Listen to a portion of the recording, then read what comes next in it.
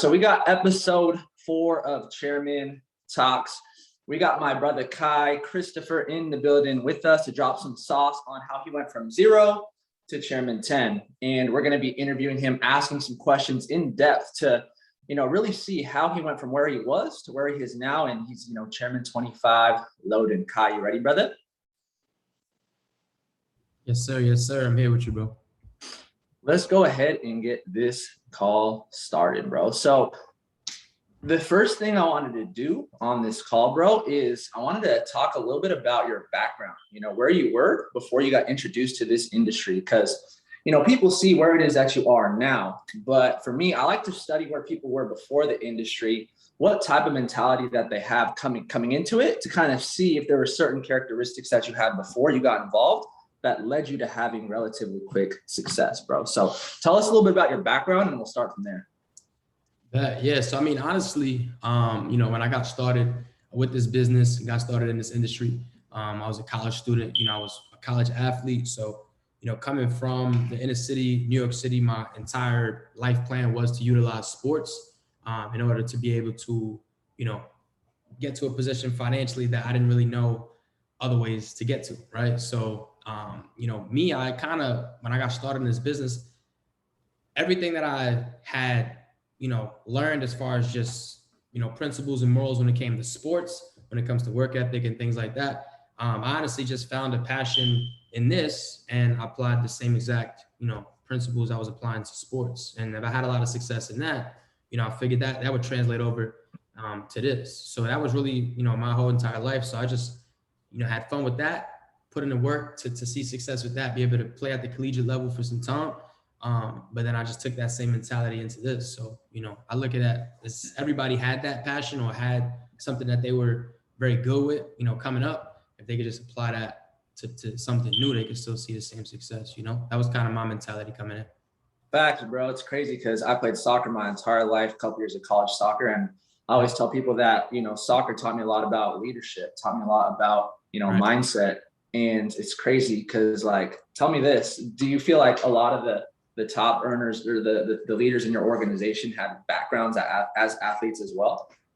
Yeah, I feel like either that or they just have a lot of experience in team settings. They know how to just succeed within, systems and play a role and, do their part. I think that's super important, especially in team sports, Mm-hmm. People that have just been part of projects that have, what I'm saying? Just always in that environment of having to be a team player, Yeah, it's crazy, bro. I don't know if you remember this, but at the P1000 retreat, I don't know who it was probably John.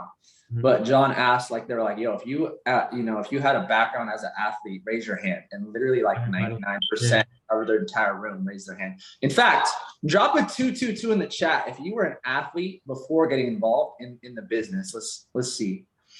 Drop a 22 in the chat if you were some type of, athlete, basketball, baseball, soccer, football, whatever. It's a lot of people.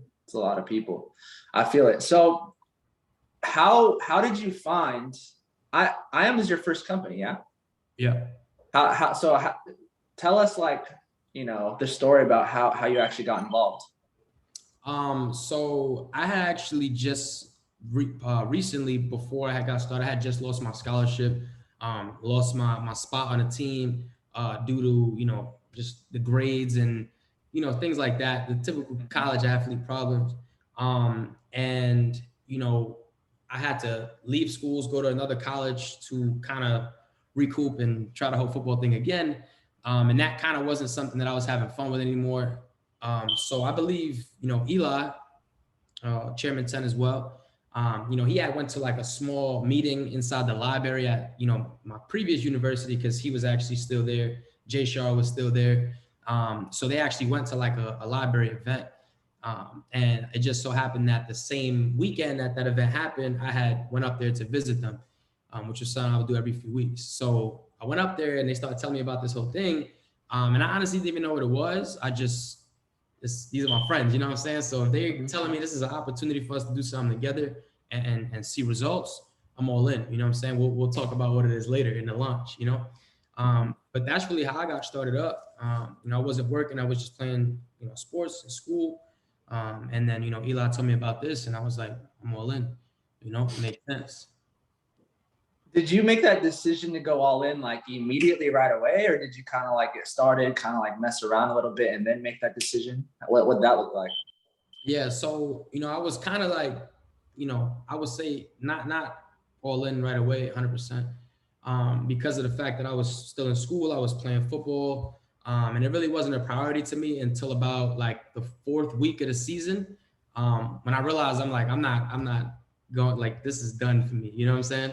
Like, Mm-hmm. football is done, and I didn't want to be one of those people who kept trying to play until like, I have friends that are trying to play till they 25, 26, still in school. It's like I could use those 4 years to focus on something else with the same, you know, work ethic and see results with that. So it took me about, I would say, 6 months to like really dive in 100%, because I came in, I saw a lot of success fast. Then that kind of went away, and then I went to school. So it was kind of like, you know, I couldn't really take it serious the way I wanted to. And it took me to go through that experience of like not receiving another scholarship to another school, kind of realizing that that journey was over, for me to see like the opportunity in this, long term, as far as opening other doors for myself, in other ways. You know what I'm saying? Yeah. So, and you started when? 2018? 2018, the beginning of, I believe, March 2018. Yeah. That's crazy. I got started like literally like a month or two before that, like literally the same Yeah. time. Crazy. And it took you how long to hit chairman? I think about a year and a half. A year and a half. Yeah, something like that. I My actually, my my first year, bro, in network marketing, I didn't make any money. I didn't hit a single rank. And I went to every event and I was, plugging in and I was doing the things I said I was going to do. You hit chairman in about a year and a half. That's crazy. So what do you think really differentiated, you going out there and having success quickly versus like other people who may take a little bit long? At the end of the day, it's a marathon, not a sprint, right? right. So who cares as long as you get there? But obviously we want to get there a lot faster than slower. So tell us, bro, what do you think was the difference maker that allowed you to have success a lot faster than most? Yeah. I think I was very, I was very detailed, like, with the information. You know Mm, what I'm saying? Early on, I yeah. really wanted to, like, I didn't, I had Eli do a few opportunity calls for me when I first started. And I just kind of sat there and observed them. And after that, I just ran the play. You know what I'm saying? So for Mm-hmm. me, I didn't want to rely on him forever. I just wanted to see how to do it. And early on, we were sharing the plan and things like that without even really being told to. It was just kind of something that we just did. And just all the reps, the one-on-one reps, the being told no, all this different stuff allowed me to really get better. Number one, at talking about what this is, how it works in detail, the right way. But also it allowed me to be able to like really see a lot of success early on, because of the fact that a lot of people understood. I was able to like really make it simple because of how I studied Eli and a few other people, and that kind of became like what I was able to run with. You know. Yeah, I noticed that all of, the top leaders in the company, they're very, I like to phrase it this way. I say they're aggressive to learn. Like they're literally going out of their way to like learn certain things and learning with that intention to teach. And it seems like that's something that you really did, was like you got started and like common sense isn't common. So a lot of people kind of just come and they're just waiting for people to tell them what to do. But you were like really aggressive to learn, where you're like, yo, show me what to do, and then I'm gonna do it, and then just run the plan on your own. So you were extremely independent, relatively fast. And for those of you guys who are taking notes, which should be every single person on this call, that's something I would definitely, success leaves clues. You know what I'm saying? So tell me a little bit about like, I want to know about, your DMOs. What are like some like must do things for Kai on a daily basis? For me, I have like the perfect day of like what I would like to do every single day. And then I have like a bare minimum, worst case scenario, I'm not sleeping unless I get this, and this done. So tell us, what are some of like the things that you do on a daily basis that other people can do to, get to where it is that you're at? Yeah, I mean, I could talk about how it is now, but more so how it was back then, because I feel like, Actually, yeah, I'd like to hear a little bit of both. How about yeah, like when you first got started? So people who are yeah. new, and then also like right now as well. Yeah. So when I first got started, I think I was doing a lot more independent activity. I think now is a lot more collaboration and things like that. But like when I first got started on a daily basis, I would make it a priority to like just get at least 5 reps in daily, like even if it's Mm, just one-on-one, just so that I could be get like I knew that since it was early on, I could afford to make mistakes. You get what I'm saying? mhm, Like it's different if I'm still making those same mistakes 5 years later. Then it's like, what are you doing? You know what I'm saying? But mhm, you can afford in your first year, in your first 2 years, to make certain mistakes. So I wanted to take on that responsibility of like, okay, I'm gonna be, because this is what I saw Eli doing. Again, we weren't really doing big op calls and stuff. So I said I'm gonna get at least 5 to 10 reps in one-on-one calls. I would do that daily just so I could get a rep in. But I would also focus on my trading. You know what I'm saying? Because part mm, of being able to relay the information properly is understanding it. You know what I'm saying? mhm, So like naturally it became a lot more simple to break that stuff down in my DMOs because of the fact that I would take time on my day to make sure that I was getting educated too, you know? mhm. I mean, outside of that, prospecting in whether it was in real life, in school, if you're at work, whatever the case is, I was always connecting, making new connections every day. Social media, same thing. It's a little bit different now with social media, but back then we would literally send out DMs every day. We would try and post content weekly, things like that. And outside of that, really just repeating that cycle, sharing the plan, you know what I'm saying? Educating, just like the basic stuff, It's pretty much funny. It's funny because it's like, you ask the top leaders what they do, and it's like the the same basic thing stuff. every time, and people are Yeah, just sitting there waiting for the secret. Like, yo, what's the secret? But there's yeah. no secret. It's The not secret is there is no process. secret. Yeah. Nah, I feel that. I feel that. So you talked a little bit about social media, and I know that that's something that I would consider you as, one of your really one of your strengths for sure is social media. And how many personals do you have, bro? Like Like all rough time or guesstimate. Yeah, all time. like 265. 265. Yeah. 265 people that you personally enrolled into the academy. You know what I found, bro? I Mm. found that every single chairman that I've ever met had around 200. Yeah. Had around 200 when they hit chairman. I saw Kiani hit chairman at 200. I saw John hit chairman around 200. You have 260. My numbers are like 247 or something like that. Mhm. It's crazy. It's almost like it's a formula, bro. It's like if you do X amount of work, you're pretty much guaranteed to go out there and hit that level. Yeah. So for those people who are struggling to recruit one person or a few people, what advice would you give?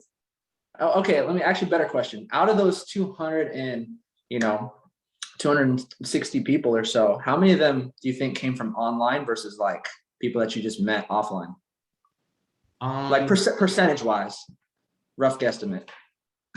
I like 90% online and 5% offline. What And about the other all 5%? people that are offline, out of people that are from offline, 3 of them are about to be chairman, or 2 of them about to be chairman. Sheesh. So, So, it's okay. but the Got you. majority online, yeah. 90% online, but some of the ones that you got offline are about hit chairman. That's crazy, bro. So yeah, what tips would you kind of give people for them to have success building, on social media and personally recruiting people on social media? Because at the end of the day, bro, like there's a lot of different skills that you have to master, right? Present, close, launch, but none of that matters if you can't recruit someone, right? And Right. so what is it? What gives some people some advice? What do you think are some tips that can really help them elevate when it comes to recruiting people specifically online, since that's where 90% have come from? Yeah.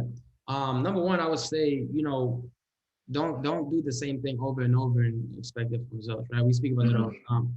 I say again, early on, test different things. Like for me, I had never made a YouTube video before, never really done a TikTok, never done none of that, never been my thing.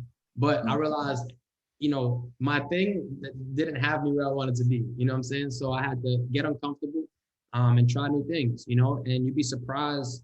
I've had people on my team, videos go viral, do different things. Some people use Facebook heavy, like try different routes and also research, like the same way we put time into learning about trading and, learning how to build a business outside of these calls. Like what I used to do when I was first starting was Google different ways to you know what I'm saying? Prospect more people, how to do different things. Like I was trying to learn more skill sets that would benefit my business. The same way we could learn different skill sets to benefit the trading, same exact thing with the business. But I would say that like get uncomfortable trying new things. You know, like I know a lot of people prospect on Instagram, try Facebook, right? Or try, you know, there's so many different outlets, and you know, you have YouTube, you can make YouTube videos. You know, just give out free value, right? It's not about going on, you know, online and trying to sell people. It's about giving the free value, because now what they see is when you talk about stuff that you're learning. Let's say you learn something on Go Live today about cryptocurrency. You learn something on Go Live about whatever it is that you're learning, e-commerce, whatever, right? There's information that you can share for free with people. And when you give free value, people want to know more. And guess what? When you want to know more, this is what the platform is for, right? So it's really get people to ask that question of, you know, like, how does this work? You know what I'm saying? Or like, how can I do that? Whatever the case may be. And I found that works great, because number one, you know, sometimes it takes people multiple exposures to see free stuff, or free value, free information, right? Free education to be like, okay, I want to learn more about that, right? And that's something that helped me a lot, bro. Like, honestly, like just giving out free value. People would always hit me up, you know, DMs from videos, whatever the case is, asking for help. And I would give the help, but I would also on the back end say, here, you know, hop on this call, or, you know, let's, you know what I'm saying? Like lead to showing how I was able to obtain this knowledge. Yeah, one thing that I've noticed that you did a little bit different that I recently kind of started doing a little bit is using YouTube. Yeah. And I know that you have some videos that have like how many views? I know that Um, you have some that have a lot of views. So like how many? yeah, I got one that has like 130,000, and Eesh. yeah, it's like a lot of people hit me up off that too, just asking for more help. And you know, was able to turn that into a conversation. And some people they just say thank you and go about their day, and some people get plugged in. You know, that's just how it goes. 130,000 views. That's a lot. I got to convert some of those people. Yeah, yeah. Um, uh, so when it comes to like prospecting and stuff like that, Mhm. obviously the answer I'm sure is like it depends and it's different for each person. But what do you think is like the the best for people to be like working on prospecting on, like reaching out to people? Mhm. And you know, or do you think it's kind of like a little bit of everything, like have people do everything, or is it like one specific platform you think that they should use? Yeah, that's what my question is. As far as what, like prospecting? When they're prospecting, yeah. When let's say that I have a goal, I want to prospect 5 people a day, 10 people, whatever the number is. You think I should, you know, just do it on Instagram or kind of just different platforms, or do you not believe in prospecting at all and you're just like focusing on attracting people to you rather than you going out there? And yeah, tell us about that. Yeah, I believe it's half and half, but I do believe attraction marketing is the key. People's misconception is that attraction marketing, like I saw somebody in the chat say 130,000 views, I barely get one view on Twitch. I'll be honest, bro, like my first few videos I made were just like basic videos and they barely got any views, you know, and then this one just happened to take off. So like one thing I would say is like really focus on, again, free value so you can attract, because attraction marketing is going to always convert better because you have somebody coming to you asking you the question as opposed to you starting it up. You know what I'm saying?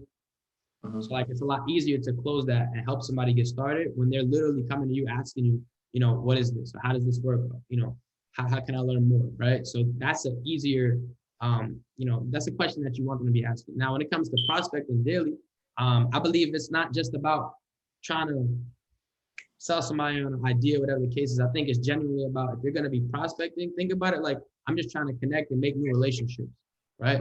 Because for me, what I like to do is I like to actually create online relationships with new individuals, but I'm not talking to them about the business. This is just my personal preference, right?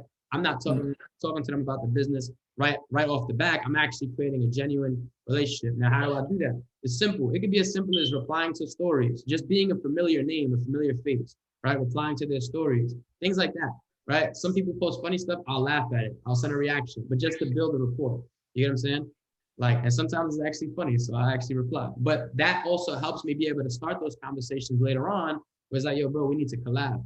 You know what I'm saying? Or like, we need to, you know, I see you doing this. Where you from, bro? You from here? All right, cool. I got some business partners out there, so forth and so forth. So I think it's just really being able to create new bridges, is what I like to call it, new connections on the social media space, and build that certainty and trust in people that follow you. And it doesn't matter how many followers you have. It really just matters, do the people that do follow you, like, do they have certainty that you can help them in your field? You know what I'm saying? I'm really glad that you said that. One thing that I say all the time is I tell people that the person who makes the most friends wins, period. Yeah. And so, it's very similar to what you're saying is like, I'm always focused on just building relationships. And obviously there's a time and place to pique someone's interest, but I find that a lot of people are, trying to save time and they just kind of like spam people and like kind of like talk about the business a little bit too soon without building any type of a relationship. Mm-hmm. So I feel like that's some really solid advice that you just gave is just, building some rapport, building a relationship first. How long does that usually take? Is that like a day thing, a week thing, a month thing? Or It varies. Depends on the person, right? What do you think? It varies. But what I say is, like, honestly, the relationship is worth more than just them plugging into your business. Because what I want y'all to realize too is some of the connections you'll make online may not join your business right now, but when you do go ahead and make 6 figures, 7 figures, whatever the case is, there might be somebody who is successful in another area. Now you've made that connection, and you know what I'm saying? Now you can elevate more because you have certain people in your network. So it's not always just about them joining your business. It's genuinely about just building your network, building your connections in general. You know what I'm saying? And some of them will convert into people in your business, but you also just want to have, a good network, at the end of the day. Yeah, facts. I remember the book that changed my life more than any other book is How to Win Friends and Influence People, because I was a naturally introverted person. Mm-hmm. And it said like 86% of your success, even in technical fields, is going to be a reflection of your ability to deal with people. Yeah. And so that I was like, okay, I'm going to be networking with people anyways, whether I'm doing this business or not. So I might as well, do the business and network with other people. So I feel that. What are some books or audios, bro, that really changed your life and kind of shifted your thinking that you recommend to people that maybe if they kind of get some of those nuggets can put them on the right path, bro? Yeah. I mean, the book that I always like to recommend, and I talk about this book all the time, and it's really, because for me personally, I don't like to give out a bunch of books. I'll give out a few, but this is the one that I say, like, if you read this one, it'll really open your eyes to a lot of different things. And that's Principles by Ray Dalio. I always recommend that book. I think it gives you a real look at, the principles behind having success in life in general and in business kind of go hand in hand. But it helps you kind of really understand the vision of what we're doing. And I can see why a lot of people never really understand it, but this book helps you visualize it, like, in depth. And that is coming from somebody who saw success from trading in the markets and things like that at a young age. It's kind of like, and he's a billionaire now. It kind of does help you really like wake up to the vision. It's called Principles by Ray Dalio. Who recommended that to you in the first place? I think, if I'm not mistaken, I think Tiller. I think Tiller or John, one of them. I think I've heard of that house, so I read it. Yeah. I've heard of that, but I've never read it. So I'm gonna be on Amazon after this, just ordering that. That's fire, bro. Yeah. Speaking of trading, what service what service has like made out of all the services, like in the academy, what service had made you the most money, and what service has made your team the most money? So like if I'm like, trying to like get some results trading and maybe I'm struggling a little bit, and you're like, what's the service that you're like, yo, bro, you're sleeping if you're not plugged into whatever? What is that for you guys? Yeah. So for HFX, it's Cash Trap. For Forex, got Steady, and Bounce Back is really what a lot of people are seeing success with. Did I say crypto already? No, DCX, the Scalper, and Swipe Point app. And that's it. That's crazy, because like I've never had this conversation with you, but literally my answers are almost identical to that. Yeah. So that's crazy, bro. And I think if I could give everybody just a word of advice too, is like, get well-rounded and try and become well-rounded in everything. Like the more that you know, even if you just know one product in HFX, one product in DCX, one in FRX, you got to think about it. These are 3 different ways to produce income from the same market. So you might have a bad day with HFX, but have a good day on MT4. you know, or you might have a bad day trading both, but your crypto portfolio went up because of some investments you have. So it's like the more you know about the things you have access to, the more income you can create, you know? So like Yeah. go around it and everything. How do you, how would you balance that? You know, how would you balance, you know, hey, mastering one thing, Mhm. but also you want to create multiple sources of income. So what's the balance between like, you know, getting one thing down and mastering it and then Mhm. like moving on to other things? Or do you learn them all at once? Or what do you think works best? I think it depends on the type of, you know, person you are, because I know everybody's learning style is different. Personally, I kind of got the foundation down. So like for, you know, for regular FRX, you know, just the basic stuff, stop loss, take profit, pips. Like once I understood the very like simplistic foundation, I started like peeping into other things because it was the same concepts for DCX, you know, for leverage trading crypto. It was the same exact thing. So Mhm. I was able to start doing that because a lot of the concepts and the verbiage and it was all the same. So the only thing that was different was HFX. And I think it honestly is like once you understand the basics of FRX, you can do FRX and DCX. So just tune into the live sessions because it's the same stuff.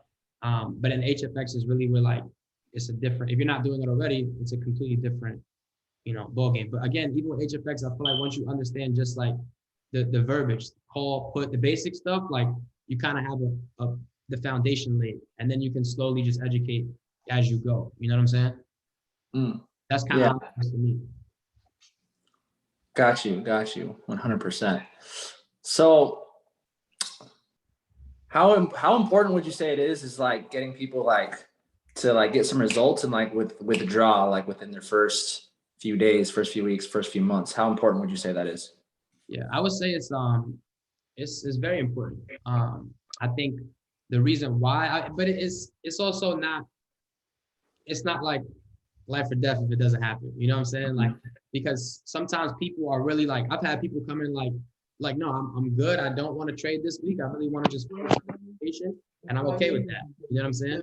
So like, hold on. There we go. So My like bad. some people, you know, I walk them through the process, and they're like, I'm not ready to put you know a lot of money in, but they understand that you know, like they understand what they've gotten into as far as like you know it's going to take time and things like that. But for some people that don't understand that concept, I try my best to make sure that, you know, within at least a 72-hour span, they're seeing some type of profit, whether it's on MT4, HFX, whatever the case may be. So that Mm. they, even with that, it doesn't guarantee that they see a vision, but it does help open up, you know, their eyes to what it is, you know, or how it works. Right. Well, I think that one of the most important things that you could do for your team is set proper expectations from the beginning. I tell people it's very easy to set an expectation and it's almost impossible to change them later on. Yeah. So, what are some expectations that you set for your organization when they're first getting started in order to set them up for success, in order for them to have the right type of mindset? Yeah. So as far as like the leaders in the business and people that, you know, as far as what they do, I think it's kind of like, you know, when people get started, I think that's the goal, you know, like throughout the whole organization, 72 hours, I'm aiming to help somebody see a profit in whatever it is that they're doing.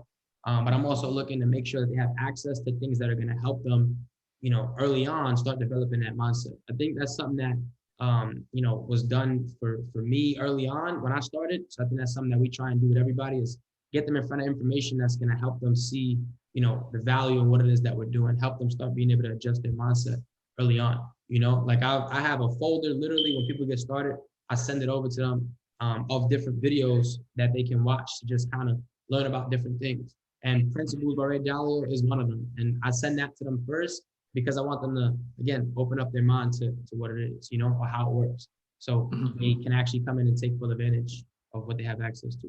So that's one of the key things you know we aim to do because I think that's super important. When you understand what it is you have access to, you see the value, understand the value, like it's that much easier to like take it serious from early on, you know? There's a lot of Mhm. people that we, you know, that come in, it's like it takes 30 days for them to see that they want to start their academy or they weren't watching their academy, whatever the case may be. As far as, you know, if I'm starting somebody new in the business, going over their goals and having a serious conversation about like how serious they are about those goals, you know? Like Mhm. I think every leader in my business is very good at that as well. Like early on, having those conversations and figuring out what it is that somebody's trying to do with the business. Because the blueprint we give them has to be based off of what they want, right? Or what they're trying to achieve. So, because That's you the can't give nugget. the same blueprint to everybody and expect everybody to get the same results because everybody's, purpose of what they're trying to do it for is completely different. So, that's another thing that I think is key to helping people get, results. Yeah, no, facts. Everyone who's taking notes, yo, he just dropped a major nugget. He said that, every blueprint's going to be slightly different and that, it's based off their goals, right? There's certain things that we want them to do as leaders, but it's like, it's not about what we want. It's about figuring what it is that they want and then showing them how to get it. And that's when they're going to actually take action. And I think that that's something that a lot of people are so focused on. Oh, I want the new person to do this, this, and this, rather than figuring out what the new person's goals are and then giving them the blueprint on how they can get it. And now that person's going to be a lot more motivated.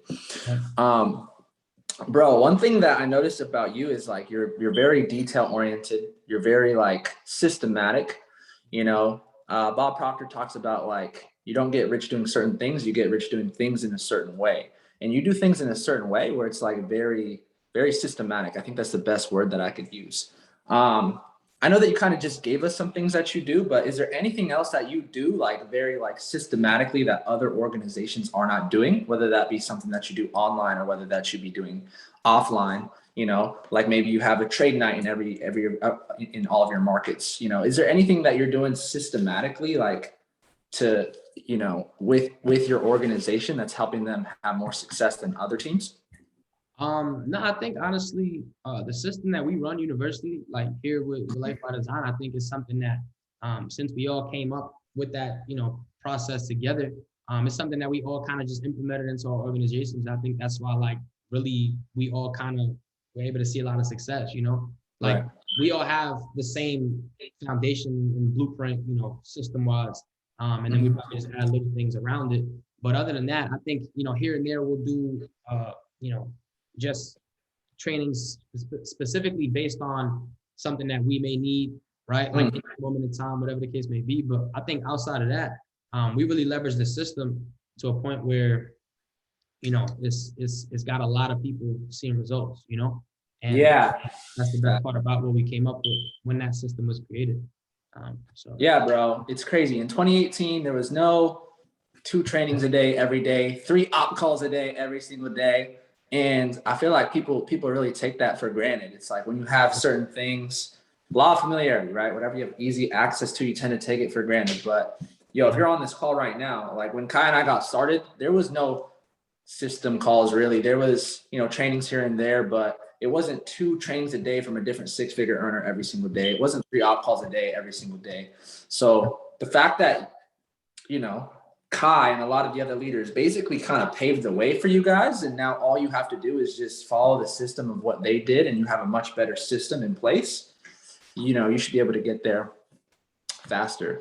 But tell me about your biggest, I want to know your biggest challenge that you had building this entire business, bro. I want to know about like Kai's worst day in this business and how you overcame it, bro, because it's not all butterflies and rainbows, right? Obviously there's a lot of like trials, tribulations. So tell us about, either like your worst day or like your biggest challenge and how you actually overcame that. Yeah. So, as far as trading, Trading and building. That's I like that. I like that. So as far as trading early on, when I first started this business, I had my biggest loss early. It was probably like a year in, or probably like 6-7 months in. I took like a $15,000 loss, and I was like, no. You lost $15,000 on one trade. Yeah. So whatever. So on US 30. So of course US 30. That was the day I learned the hard way. I learned about what risk management was, what it was supposed to be. And,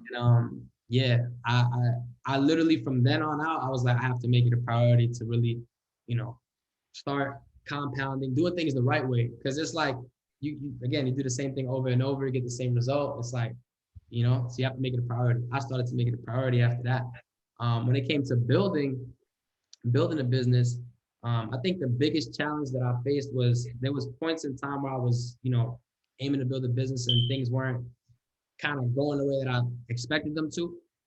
Really getting back into student mode, like really, because sometimes you feel like you have the answers, you just, whatever the case may be. But sometimes you don't, and you got to really get back to student mode. And, it was a challenge for me because I felt idle for a while because I felt like I didn't have the information I needed.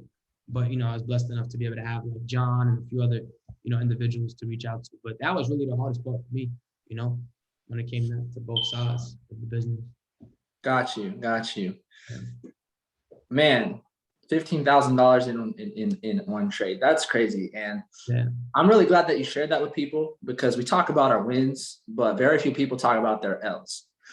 On top of that, it's like people will lose $2 on a trade and they'll be like, oh man, I don't know if this is for me. Lose $100. Oh man, I don't know if this is for me. $1,000, whatever it is. And it's like, what I found was, all the chairmen, all the top educators, they literally, the only reason why they've taken more, the only reason why they're a little bit farther is because they've taken more L's. It's like people think that failure is over here on one side of the spectrum and success is over here. And in order to get success, you got to be as far away as this as possible. But the reality is that they're just like this, And so I feel like that was a lot of value for sure. But honestly, bro, I think that's pretty much it, man. Those are the only questions that I had for you. Last thing I want to do is just say, yo, what advice do you have for people that after this call are really making that decision to go all in? Is there any closing thoughts that you want to share with everybody before we head out?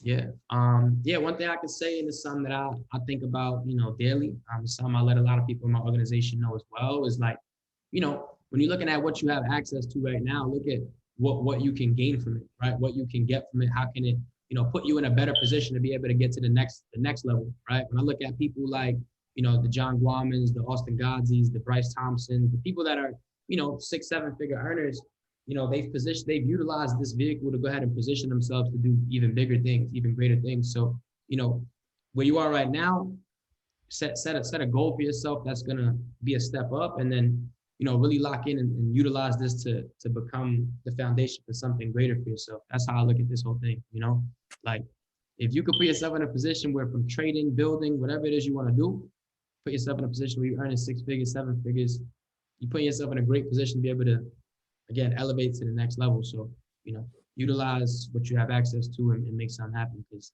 there's a lot of individuals that have the same access as we do, but it's really just a matter of, application, trial and error, like Lou said. So, All right, bro. Yo, real quick, just to bounce off that.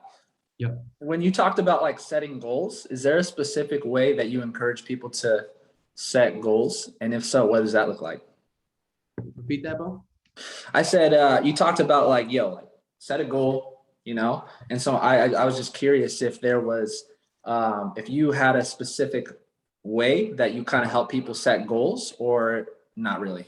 Yeah. So usually what I like to do whenever I ask people that question, I usually lead off with mine, right? So I kind of, make them more comfortable with, if I'm being real with you, well, you're gonna be real with me. You know what I'm saying? Like I'm telling you why, I'm telling you what my true goals and like what I really want to do with this. I'm telling you that up front, even if I may not know you that much, because I'm about to ask you yours, so I can give you the right, the right game plan, But I like to really ask short term, long term, and then I ask vision. I feel like vision and a vision is a goal, but I feel like a vision is like the final product of a collection of smaller goals. You know what I'm saying? So, I ask kind of what's your vision, what's your ultimate vision, what do you see yourself really being able to do long term?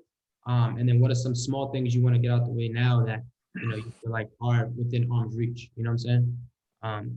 But I always start off by sharing my goals first, and I'm very open when it comes to that, because it is what it is. As far as why I'm doing it, I'm glad I asked you that, because I always tell people too. I'm like, how can you expect someone else to open up to you if you didn't open up to them first? And I do the exact same thing too. I appreciate you, bro. What's up? It's not an interrogation. No, facts. That's another question, 100%. Yo, drop a 777 in the chat if you got some value tonight from Kai. I know I did.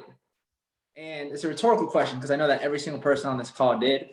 And yo, Kai, we appreciate you for spending time with us. And it's funny, Kai asked me like, yo, are there certain questions? And I was like, no, you know, we're going off the top of the head. So every single one of these questions and every single one of these answers are off the top of Kai's head. So you could just tell that, you know, he is somebody who is a, you know, master of his craft and an expert in his field.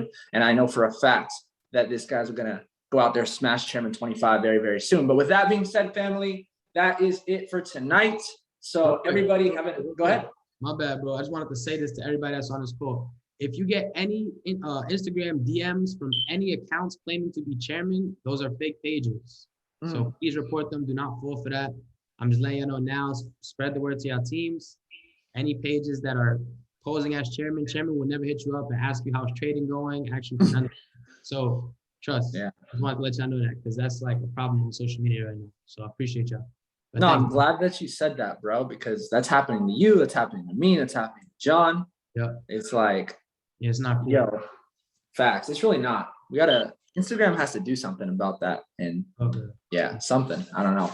But with that being said, everybody have an amazing rest of your guys' night. Love you guys all. And we'll be back next week. Talk to y'all soon. Appreciate you, family.